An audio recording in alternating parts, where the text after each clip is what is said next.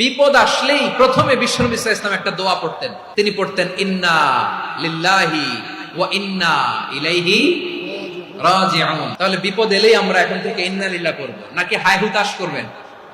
একদল আছে হাই হুতাশ করে, হায় আল্লাহ রে মোর কি হইল রে, মই কি হরমু রে, মই কমবে জামু রে, এরকম বিলাপ করতে নিষেধ করেছেন বিশ্বনবী।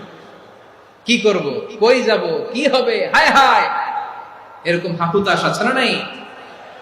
বিশ্বাসীরা হাহুতাশ করে না, তারা ইন্না লিল্লাহ পড়ে। তারপরে বিশ্বনবী পড়তেন আল্লাহুম্মা আজুরনি ফি মুসিবাতি ওয়াখলুফ লি খায়রাম মিনহা।